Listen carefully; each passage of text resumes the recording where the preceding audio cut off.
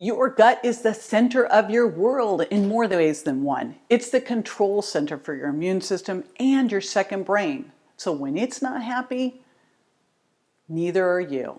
But odds are, if you've got gut issues, you ate your way into them, which is awesome because it means you can eat your way out of them too.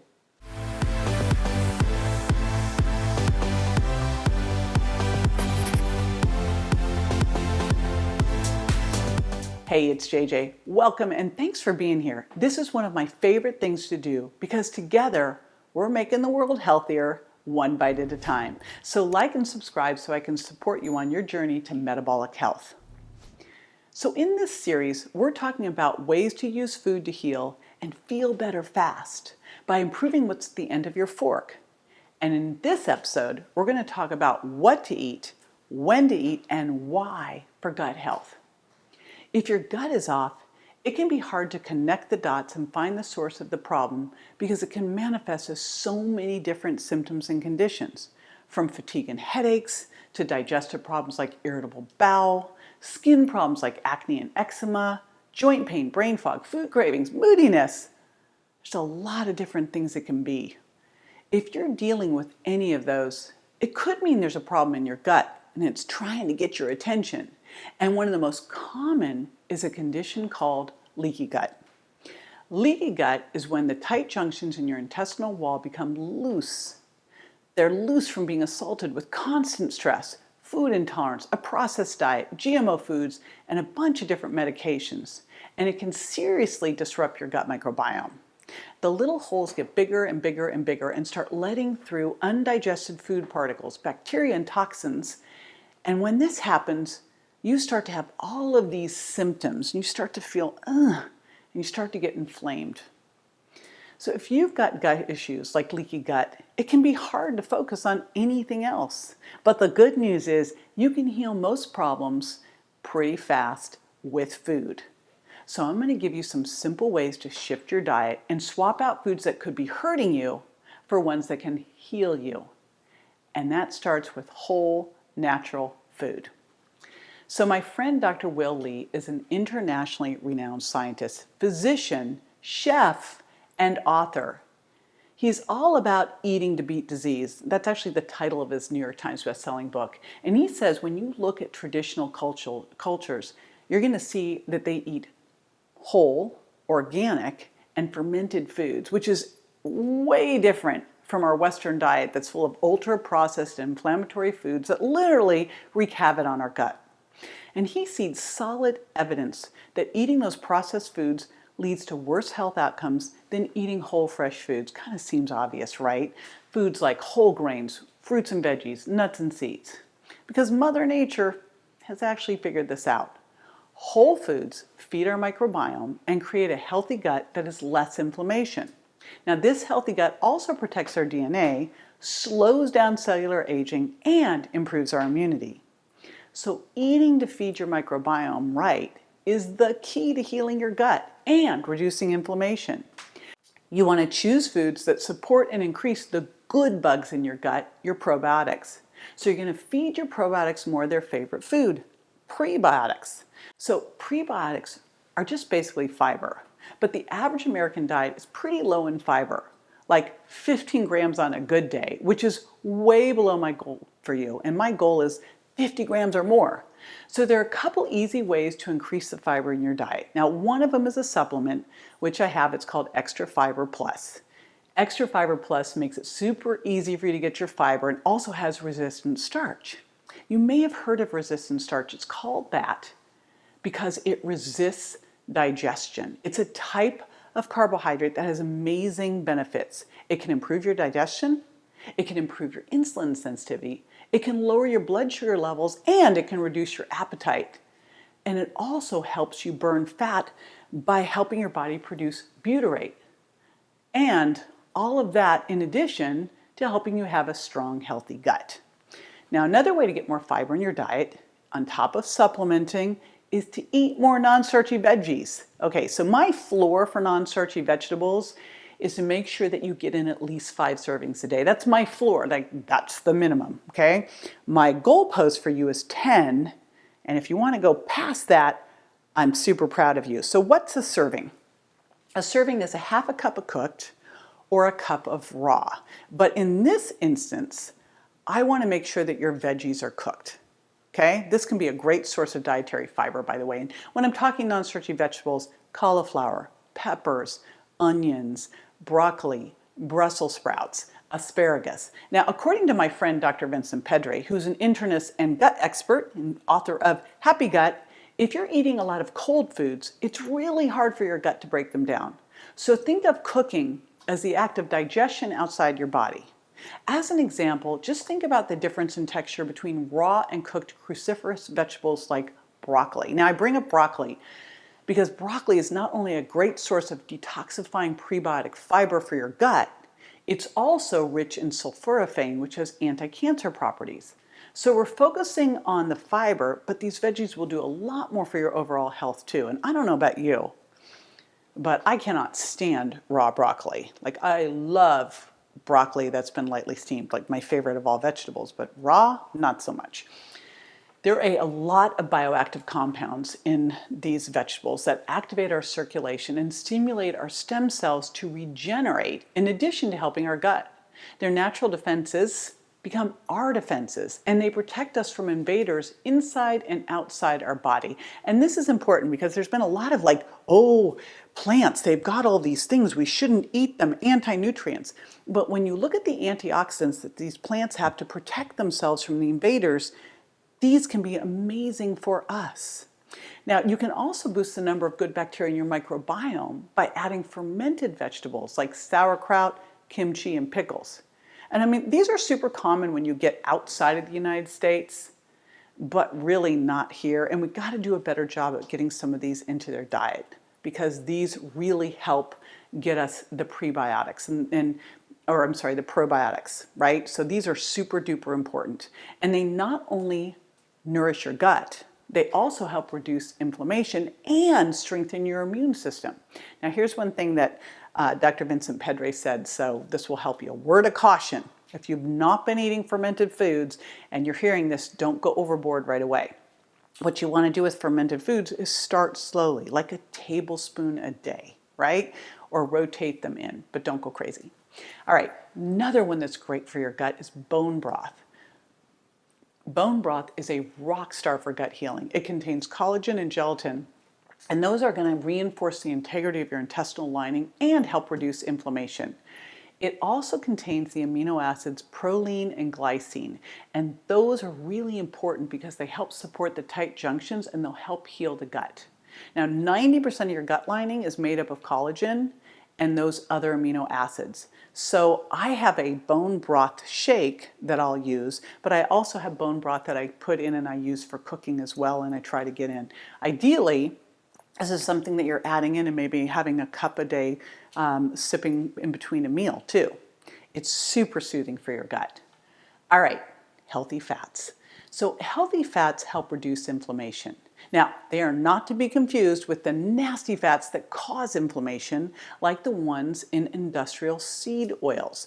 Those things are highly processed oils, and they're extracted from things like soybeans, corn, rapeseed, that's, by the way, canola oil, cottonseed, safflower oil, and they're used in processed foods, and also some foods that seem healthy, like packaged hummus. So you got to be super careful here, because you could go in that health food store and think you're doing a great thing, and they've snuck in these rancid, bad oils. And remember, these inflammatory omega-6 seed oils, when they are processed, they become toxic to our body and they produce trans fats. So we want to stay away from them. Super important, but we want to go towards and get in the good fats, like the ones that you're going to have in wild salmon, in avocado, in nuts and seeds, because these are going to help reduce inflammation.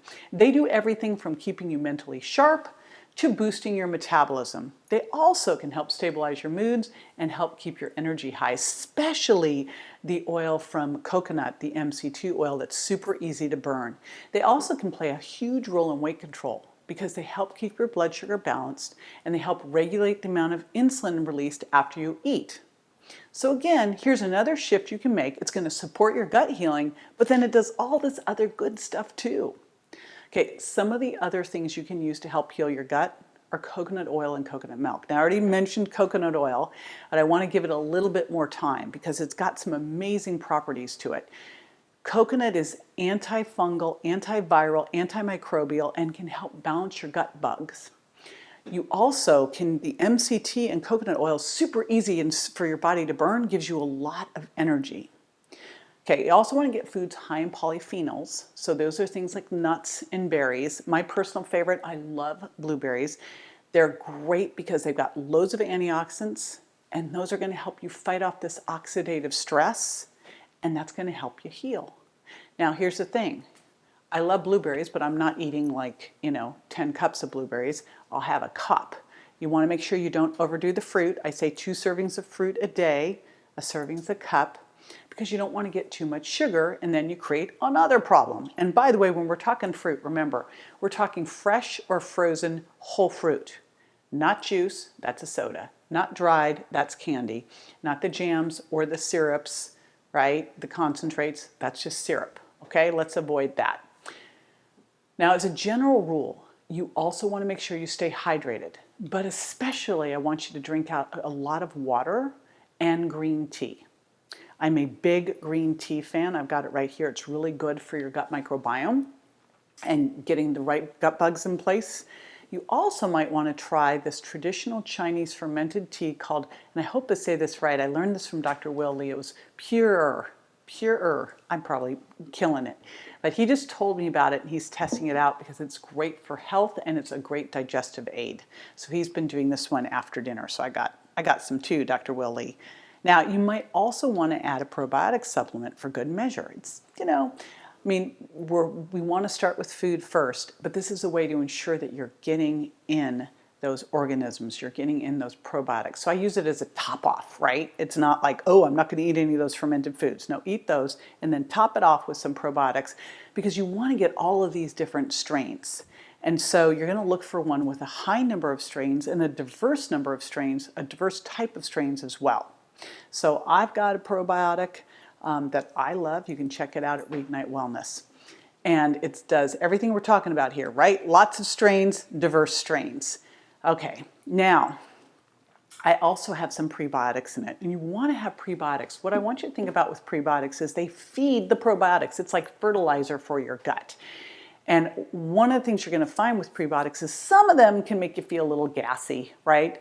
So you want to check that too, because you want to be able to use these things on a regular basis. So that's super important. So again, I really love taking probiotics, prebiotics, and one that has something called bacteriophages because they'll boost your immunity by attacking all those bad little microbes in your gut and then supporting the good microbes in your gut, which is so key critical. So check out the probiotic I have at Reignite Wellness. Now, another thing you might want to do is add digestive enzymes.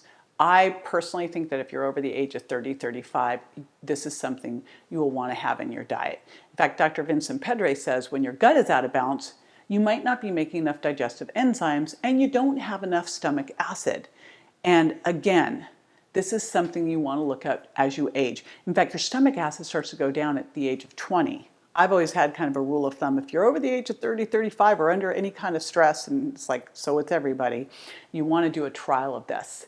So do a trial of digestive enzymes. Choose a blend that has some betaine because betaine is going to enhance your natural digestive enzymes, right? And then you'll also want something that's going to help break down some of the high-fi foods like dairy, right? And gluten and soy and corn because this is so key critical too. Now for gluten, you want a blend that degrades the gluten in your stomach and upper GI tract before it can become an issue for you. Now that's not to say, hey, go ahead and go eat all the gluten, but sometimes when you're eating out, you're doing your very best and things will still sneak in, right? I always call my digestive enzymes, it's like, okay, mistakes happen.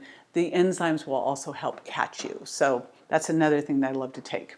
Now, you want to stay away, and this is super critical, right? We just talked probiotics, we talked enzymes, but I want to make sure that you are staying away from some other things. And one of the things I want to make sure you're staying away from, besides sugar, are antacids.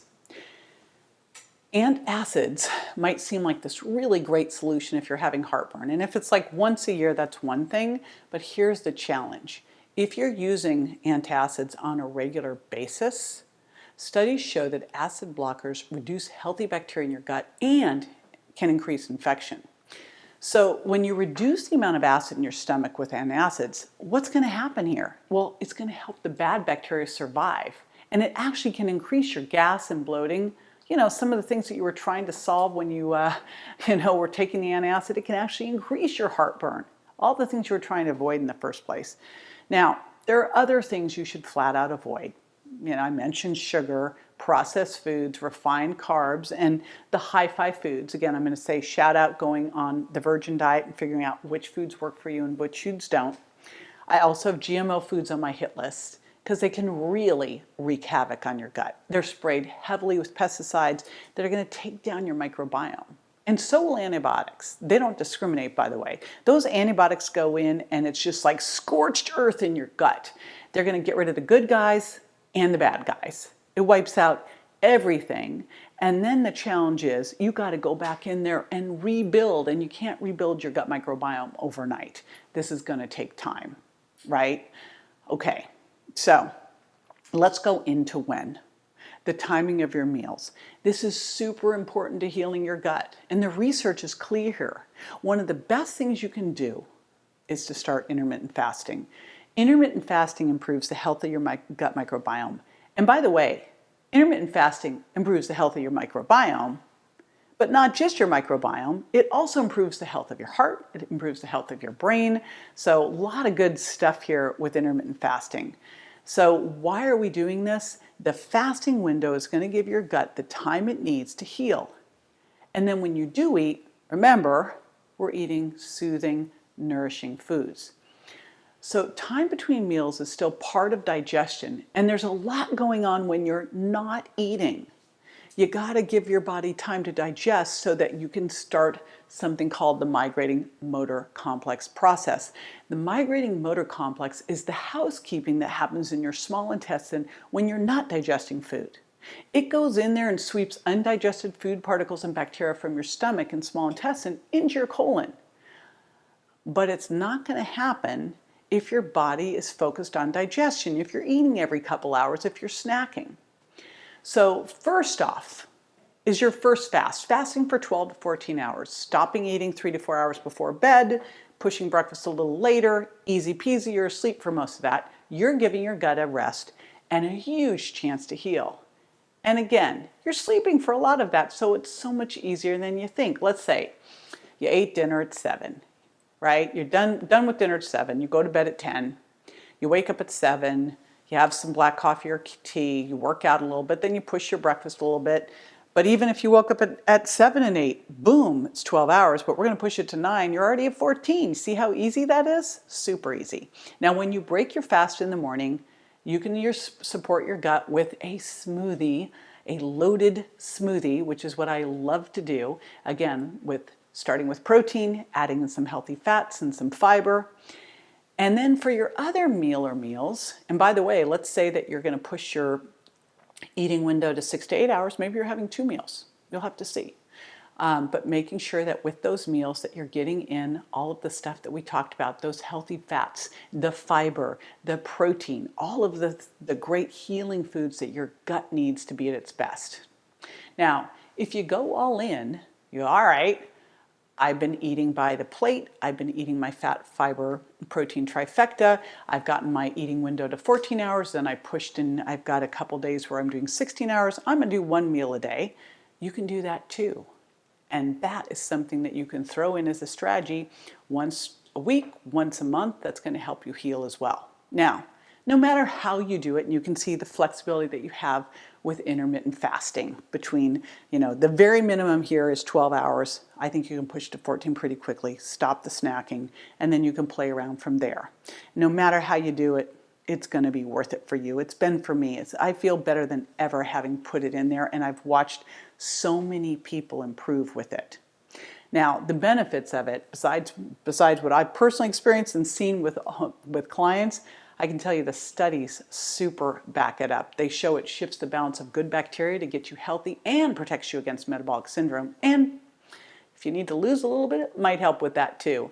One study showed that a regular meal pattern, starting with breaking the fast and consuming a higher proportion of energy earlier in the day, but fewer meals a day, and regular fasting periods may reduce inflammation, improve your circadian rhythm, which means better sleep, increase autophagy, which is that cellular detox, and create stress resistance and rebalance your microbiome.